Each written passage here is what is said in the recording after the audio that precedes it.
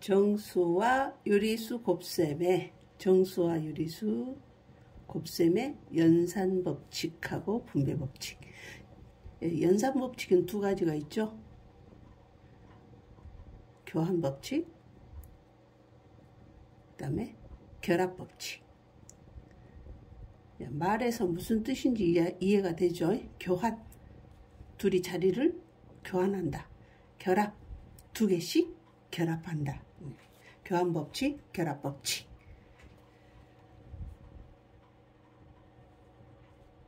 자, 첫 번째 교환법칙이란 곱셈의 교환법칙. 자, 교환법칙은 아까 설명한 대로 말 그대로 둘이 자리를 교환해도 된다. A 곱하기 B하고 B 곱하기 A하고는 값이 똑같더라. 자, 덧셈에서도 그렇습니다. 덧셈도 교환법칙이 성립하고 곱셈도 교환법칙이 성립하죠. 자, 예를 들면 뭐 플러스 2 곱하기 마이너스 3하고 마이너스 3 곱하기 플러스 2하고 자, 바꿔진 건 뭐죠? 둘이 플러스 2 마이너스 3 똑같은 플러스 2 마이너스 3 두 개인데 서로 누가 먼저 써져 있냐. 그러나 누가 먼저 써져 있던 값은 똑같이 마이너스 6 마이너스 6으로 똑같다 그 말이에요. 이게 교환법칙. 자, 곱셈은 교환법칙이 성립한다 그렇게 말합니다. 자, 두 번째 결합법칙. 자, 결합이라고 하는 것은 두 개를 이렇게 결합시킨다. 우리가 한글로 생각하면 결합시킨다 그 말이죠. 자, 이것은 A 곱하기 B 곱하기 C가 있고 똑같이 순서가 안 바뀌어 있어요. 교환이 안 됐죠. 이건 똑같이 A, B, C 순서가 똑같은데 자, A하고 B하고 결합시키고 B하고 C하고 결합시켰어요. 자, 결합을 시켰다는 건 소괄호를 쳤다는 것은 무슨 말이냐. 이 계산을 먼저 해라 그 뜻이에요. 즉 2 곱하기 3 곱하기 5를 합시다. 똑같이 2 곱하기 3 곱하기 5를 하는데 자, 곱셈은 우리가 순서대로 곱하여라 이렇게 되어 있잖아요. 그런데 2하고 3을 결합시키고 3하고 5하고 결합시켜서 계산을 해라. 결합시켰다는 건 먼저 곱해라 그 말이라 그랬죠. 그러면 2에다가 3을 먼저 곱해요. 여기는 소괄호가 있으니까. 그럼 6이 되죠. 그럼 6 곱하기 5를 하라는 소리고 여기는 3하고 5를 먼저 곱하라는 거예요. 가로가 되어 있으니까. 가로 계산 먼저 하니까 3, 5, 15 앞에 2가 있고 6에 5 곱하면 30, 2에 15 곱해도 30 결국 어때요? 똑같죠? 이걸 결합법칙이라고 그래요.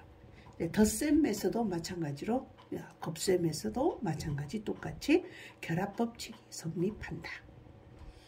그 다음 분배법칙이란 무엇이냐.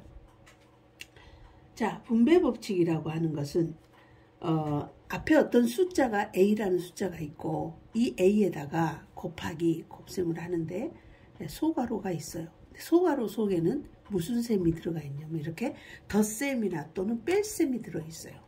그럼 이것은 전체적으로 봤을 때 A 곱하기 B 더하기 C를 해라 그 말이 아니잖아요. 이게 가로가 먼저 쳐져 있다는 것은 이 계산을 먼저 해라. 이 계산을 먼저 해라 또는 어떻게 해석을 하냐면 이거 가로가 쳐져 있다는 것은 이게 하나의 숫자라고 생각하세요. 하나의 수. 하나의 수. 즉 A에다가 이 가로 속에 들어있는 이 가로를 통째로 둘이 곱해라 그 말이에요. 그러면 이거는 계산 순서는 물론 소괄호 먼저 계산하잖아요. B에다 C를 먼저 더하고 그 다음에 A를 곱해요. A가 그 숫자 더한 결과를 곱하는 게 계산 순서예요. 그런데 이 결과가 A 곱하기 B, A 곱하기 C 이 값을 먼저 A하고 B하고 먼저 곱하고 또 A하고 C하고 곱해가지고 나중에 둘이 더하니까 그 결과가 같으라는 거야. 자, 한번 해봅시다. 2 곱하기 가로하고 3 더하기 5가 있었다고 합시다. 그럼 우리가 이걸 계산하면 3 더하기 5 먼저 하잖아요. 그 다음에 3 더하기 5를 더해서 8이 됐으니까 2하고 8하고 곱해서 답은 16이에요. 근데 이 결과가 이 2하고 3하고 곱하고 또 2하고 5하고 곱해요. 그래가지고 한번 덧셈을 해보자는 거야. 이가 덧셈이에요. 만약에 뺄셈이면 여기도 뺄셈입니다. 그 2, 3은 6이고 2, 5, 10이고 더하니까 얼마다? 16이다. 자, 아까 이 결과 얼마 나왔어요? 이 계산 먼저 하면은 8이죠. 2에다가 8을 곱하니까 16. 결과가 어때요? 둘이 똑같죠. 이렇게 똑같아지더라 그래. 그래서 A 곱하기 B, 이번엔 빼기라고 한번 써볼게요. 이 빼기 C를 계산하여라 했을 때 이 빼기 B 빼기 C라는 게 하나의 덩치인, 하나의 보따리인 하나의 숫자니까 A하고 이 통째 이 보따리를 곱해라는 소리인데, 그때 이 A하고 앞에 B하고 먼저 곱하고 그 다음 앞에 A하고 앞에 뒤에 있는 C하고 곱해요. A 곱하기 B 또 A 곱하기 C, 따로따로 A를 곱해준 다음에 가운데 뺄셈을 해줘도 그 답이 같더라는 거예요. 아, 선생님 그러면 몰라. B 빼기 C 먼저 계산하고 A 곱하면 될 건데 3 더하기 5 먼저 더해서 2 곱하면 될 건데 몰라 이렇게 복잡하게 해요. 자, 이거는 지금 가로 안에가 우리가 쓰는 상수이기 때문에 둘이 더할 수가 있어요. 그런데 만약에 A 곱하기 B 빼기 C 이놈을 계산해라 그랬어요. 근데 B 빼기 C 계산할 수 있어요? B가 문자가 다르고 C가 문자가 다르기 때문에, 즉 동류항이 아니기 때문에 뺄셈을 할 수가 없어요. 그래 이럴 때는 이 방법으로 또 A 곱하기 C 하고 가운데 뺄셈 이 방법으로 계산을 해서 펼쳐야 된다는 거예요. 그래야 이제 다른 것과 계산이 계속 진행이 되는 겁니다. 자, 이렇게 하는 것을 분배 법칙이라고 그렇게 말해요. 분배. 마치 이 A를 B하고 곱하고 C하고 곱해서 마치 A를 분배해 주는 것처럼 그렇게 생각이 되어지죠. 그래서 이것을 분배 법칙, 자, 또는 자주 안 씁니다만은 배분 법칙이라고도 합니다. 배분. 분배나 배분이나 똑같습니다. 예, 분배 법칙 또는 배분 법칙. 또는 뭐라고 얘기하냐 중요합니다. 괄호를 푼다. 이 말을 더 많이 사용해요. 수학을 계산할 때. 괄호를 푼다. 자, 이 식을 계산하는 데 있어서 이렇게 계산해 놓고 나면 어때요? 여기 있던 소괄호가 없어지잖아요. 이걸 괄호를 푼다. 뭐냐? 이 괄호를 풀어야 계산이 앞으로 계속 되니까. 그래서 이런 거를 괄호를 푼다. 그렇게 해요. 자, 다음 괄호를 푸시오. 그러면 이렇게 분배 법칙에 의해서 괄호를 풀어야 됩니다.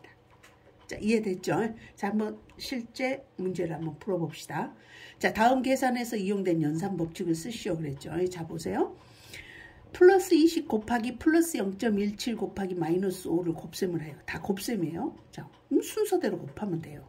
그런데 이것을 20하고 0.17을 곱하려면 여기 어때요? 여러분 0.17 곱하기 20에서 이렇게 곱셈해서 소수점 계산해서 찍어서 이렇게 계산하죠. 그런데 나는 이거를 좀 더 이렇게 복잡하게 계산하지 않고 그냥 빨리 계산하고 싶어서, 자, 여기서 이 플러스 20과 플러스 0.17에 둘이 자리를 바꿔요. 곱셈이니까 자리 바꿀 수가 있잖아요. 자, 봐보세요. 플러스 0.17 앞으로 왔죠. 플러스 20 뒤로 왔죠. 그리고 마이너스 5는 그대로고 곱셈도 다 그대로예요. 그러면 여기 첫 번째 줄에서 두 번째 줄로 오는 동안에 변한 게 뭐냐? 이거 둘이 자리를 바꿨다는 거예요. 근데 곱셈에서는 어째요? 교환법칙 성립하죠. 자리 바꿔도 되죠. 그래서 여기에 들어갈 연산법칙은 곱셈에 대한 교환법칙, 그렇게 얘기를 합니다. 자, 곱셈에 대한 교환법칙. 자, 교환했어요. 그런데 자, 교환을 해놓고 이제 3개를 곱셈을 하는데, 그때 나는 앞에서 순서대로 이거다고 곱할 게 아니라 뒤에 걸 먼저 곱하고 싶어요. 그래서 뒤에 둘을 이렇게 중괄호로 묶습니다. 그러면 이거를 중괄호를 씀으로써 달라진 게 뭐냐? 여기서는 순서대로 계산을 하면 되는데 이 중괄호가 생김으로 인해서 우리는 가로 계산을 먼저 해야 돼요. 자, 순서는 안 바뀌었죠. 0.17, 20, 마이너스 5. 순서는 바뀌지 않았으나 우리가 괄호로 묶어버린 거예요. 이건 무슨 법칙? 예, 결합법칙. 결합시켜버린. 그래서 이것은 곱셈에 대한 결합법칙이 이용이 됐다. 그렇게 말을 할 수가 있어요. 자, 그래서 둘이를 곱했어요. 자, 둘이 곱하니까 플러스고 마이너스고 하니까 마이너스 나오죠. 그 다음 20하고 5를 곱하니까 100. 우리 이거를 암산으로 곱할 수 있잖아요. 그래서 100이 됩니다. 자, 이 결과가 나왔어요. 자, 그때 이제 이것하고 둘이 곱셈을 해라.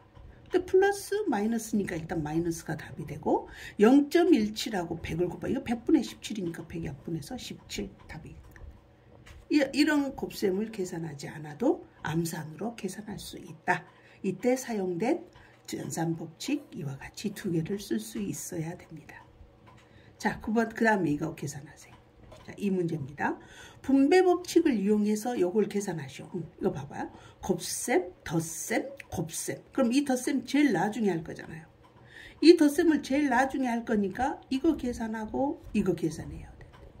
그럼 이거 또 마이너스 11에다가 53을 곱하려면 11 곱하기 53에서 3일은 3, 3일은 3, 5일은 5, 5일은 이런 계산을 해야 되잖아. 또 뒤에 것도 마찬가지죠.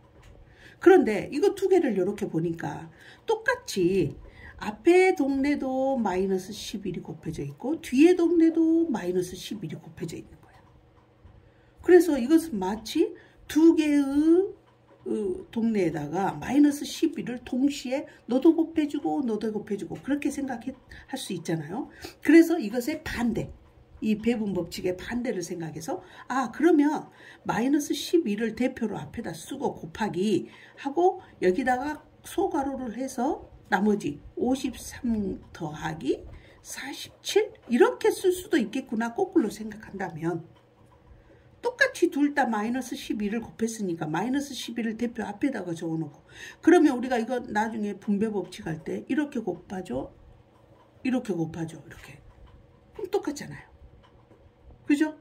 예. 이렇게 식을 변형을 해서 이걸 우리 이때 계산할 때는 소괄호 가로 먼저 계산이잖아요. 그래서 마이너스 11 곱하기 자 53에다가 47을 곱하면은 이게 둘이 매력 있는 숫자잖아요. 더하면 100이 나와요.